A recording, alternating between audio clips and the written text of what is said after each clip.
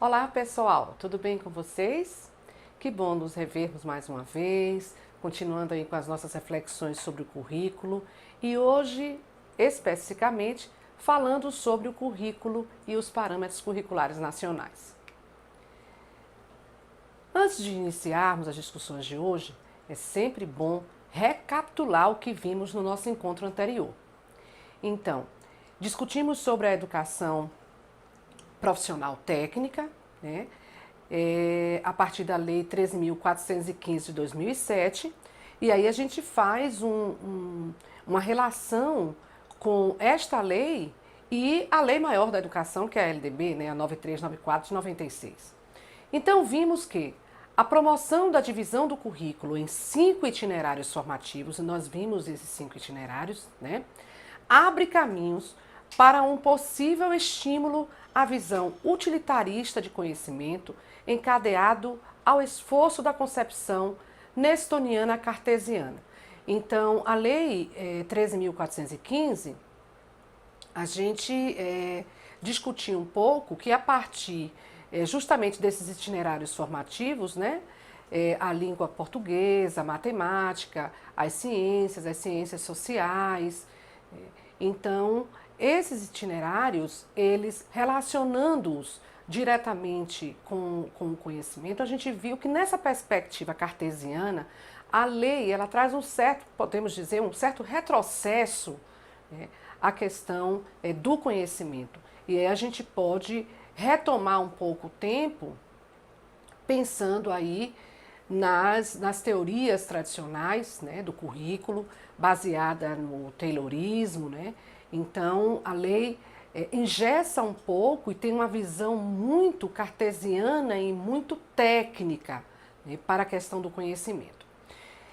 Uma outra questão também que essa lei traz é a intensificação da dualidade estrutural do ensino, o propedêutico e profissional, em detrimento da abrangência de finalidades do ensino médio proposta pela LDB 9394. É um pouco do que nós conversamos há minutos atrás, né? Essa dualidade, ela foi intensificada. Então, mais uma vez, resgatando aí os princípios da perspectiva da educação baseada em Taylor. Então, fica bem demarcado o ensino propedêutico e o ensino profissional. E a gente sabe que o ensino propedêutico ele é fundamental também, porque ele vai tratar de uma abrangência maior a partir de áreas como a filosofia, como a sociologia, né, que são importantes nesse contexto.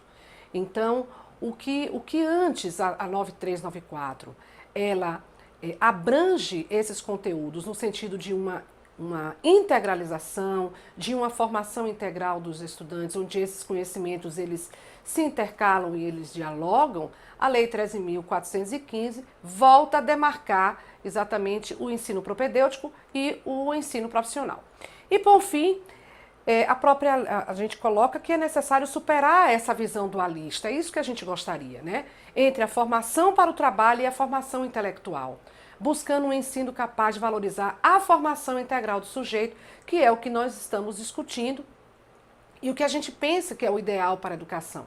De fato, é que não haja essa dualidade, mas sim essa integração entre a formação para o trabalho e a formação intelectual dos educandos concomitantemente. Bem, a partir daí, a gente vai para o objetivo do nosso encontro de hoje. A aula de hoje nós vamos discutir sobre a proposta curricular apresentada nos parâmetros curriculares nacionais.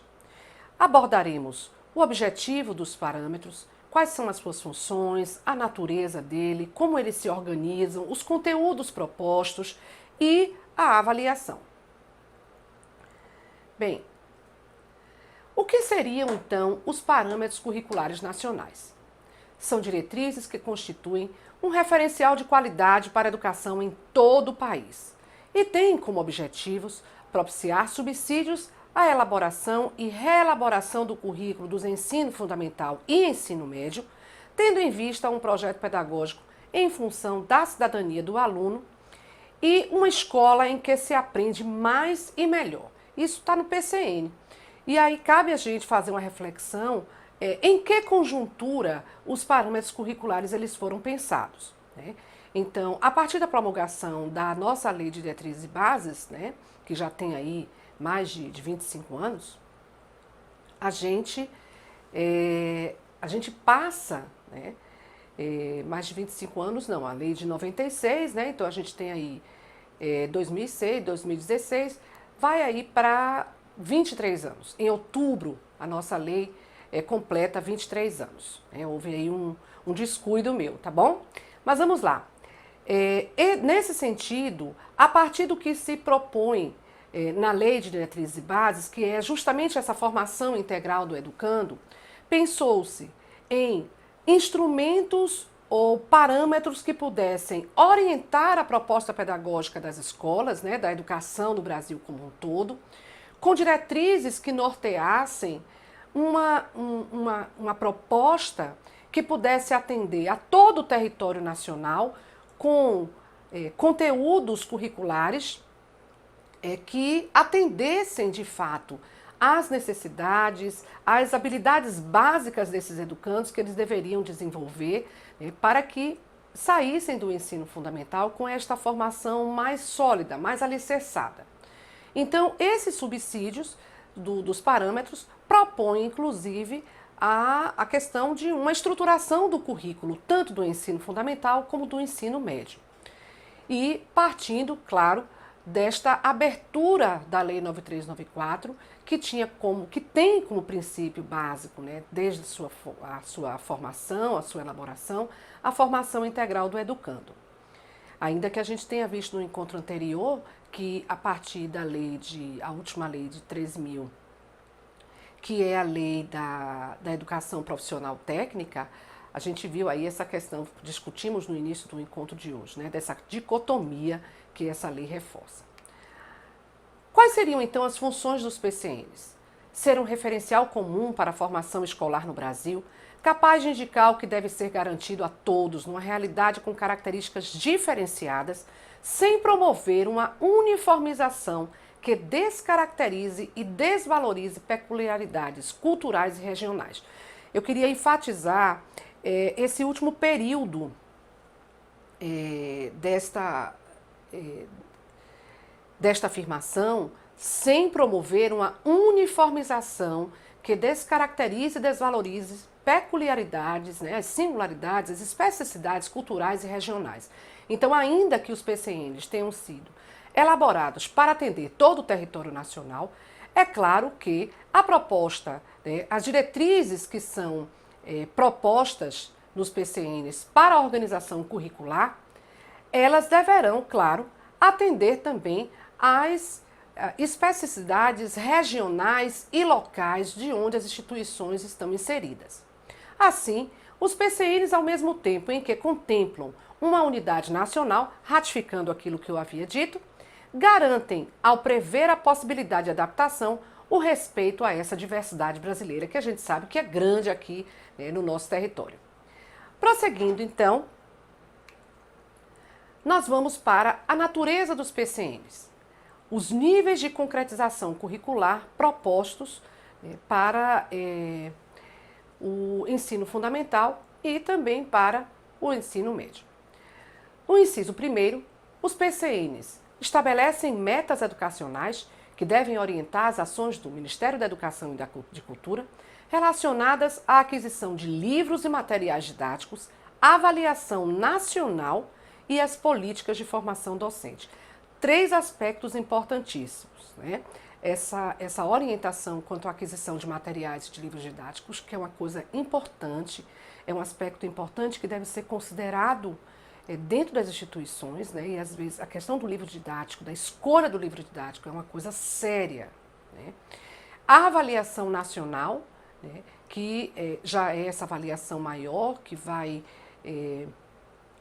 apresentar os resultados de como é que anda, né, como é que está se desenvolvendo o ensino dentro do país. A gente sabe aí no ensino fundamental nós temos a Provinha Brasil e a Prova Brasil, e no ensino médio o Enem. E a questão da formação docente, que é algo que precisa constantemente, né, de investimentos para essa formação docente, que a gente pode chamar da questão também da formação continuada, né? Não só a formação inicial, mas a formação continuada também do professor. Propostas curriculares dos estados e municípios, os PCNs podem ser usados como subsídio para elaborações ou adaptações realizadas pelas secretarias de educação. O inciso 3, elaboração curricular de cada instituição de ensino. Os PCNs orientam a elaboração do currículo escolar definido pelo projeto pedagógico da escola. E, por fim, no inciso 4, realização da programação das atividades em sala de aula. Planejamento docente, adequando às atividades e à realidade dos educandos. Bem, prosseguindo então, nós vamos para a organização dos PCNs. Nós temos aí no ensino fundamental as áreas do conhecimento, linguagens, com a subdivisão em língua portuguesa, artes, educação física e as línguas estrangeiras. Matemática, né, especificamente a área de matemática, as ciências da natureza, que nós temos aí, que são as ciências naturais, né, tanto isso nos anos iniciais como nos anos finais, tá? As ciências humanas aí, apresentando as sub-áreas de geografia e história, e o ensino religioso. Prosseguindo, a organização dos PCNs, especificamente no ensino médio, né, a parte 1 apresenta as bases legais, onde se discorre sobre o que fundamenta o ensino médio, como ele deve ser organizado, por que essas áreas de conhecimentos fazem parte dos PCNs do ensino médio. A parte 2 refere-se especificamente às linguagens, códigos e suas tecnologias, tomando por base, claro, aquelas 4 sub-áreas, né, que nós vimos no slide anterior. A parte 3, ciência da natureza, matemática e suas tecnologias. Aí já englobando a área de matemática, física, química e biologia, né? E a parte 4, ciências humanas e suas tecnologias, abrangendo aí história, geografia, filosofia e sociologia. Bem, como os conteúdos são concebidos no PCN? Não são concebidos como um fim em si mesmo, mas como um meio, né? Ele é um recurso para o desenvolvimento das capacidades dos educandos. São abordados em 3 categorias, e essas categorias são fundantes para a gente entender por que elas foram organizadas nesse sentido. Conteúdos conceituais, né, que são aqueles que possibilitam, que motivam, que fomentam a construção das capacidades intelectuais, desenvolvimento dessas capacidades intelectuais dos educandos. Conteúdos procedimentais que vão indicar quais são os procedimentos que os educandos deverão fazer, é o saber fazer, né? Então, é realizar, analisar. Analisar já é de um conteúdo mais conceitual, a gente tem aí compreender, né, conhecer.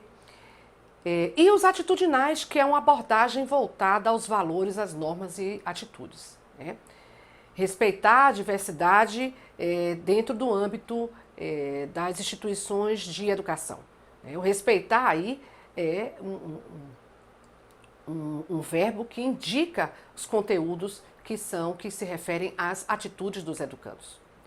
Prosseguindo, nós temos então, e o currículo? Como é que os PCNs tratam o currículo? Deve expressar os princípios e as metas da proposta pedagógica da escola. Essas diretrizes devem ser flexíveis a fim de contemplar as discussões e reelaborações quanto à realização do currículo em sala de aula. É a questão da flexibilização para adequar aí, quando necessário, à realidade dos educandos. E a avaliação? Como é que ela se apresenta nos PCNs? Como um elemento integrador entre aprendizagem e ensino, através de ações que ajustem e orientem a intervenção pedagógica para o educando aprenda, para que ele possa aprender de uma melhor forma, como um conjunto de ações que busca obter informações sobre o que foi aprendido e como foi aprendido, uma ação que ocorre durante todo o processo de ensino e aprendizagem e não apenas em momentos específicos. Então, é a questão da avaliação processual, né, que é também conhecida como avaliação formativa, e como um elemento de reflexão contínua, tanto para o professor, para ressignificar o seu trabalho, como também para o educando, que acompanha aí o seu processo de aprendizagem, os seus avanços, né, e os retrocessos que porventura possam acontecer no percurso. Para finalizar, nesse contexto, o docente deverá prever, na perspectiva da avaliação, uma observação sistemática, não só do seu trabalho, mas também do desenvolvimento e do desempenho dos estudantes, analisando a produção desenvolvida e realizada por esses discentes, né, com atividades específicas que se voltem para o diagnóstico ou o acompanhamento, né, desses educandos no seu processo de aprendizagem. E também tudo isso atrelado à autoavaliação como uma forma dos educandos desenvolverem estratégias de análise e interpretação de suas produções, como nós já vimos. Tá bom? Bem, a gente vai ficando por aqui, né, encerrando aí. Eu espero que tenha sido proveitoso vocês imaginarem, pensarem, discutirem um pouco, conhecerem sobre os PCNs e o currículo. E a gente se encontra na próxima aula falando aí sobre os temas transversais diretamente ligados aos PCNs. Um forte abraço para todos. Então, gostou da nossa videoaula? O conteúdo foi retirado do nosso curso online para concurso 2BPED. Quer saber um pouco mais? Visita nosso site. O link está na descrição do vídeo. Bons estudos, até mais. Tchau, tchau!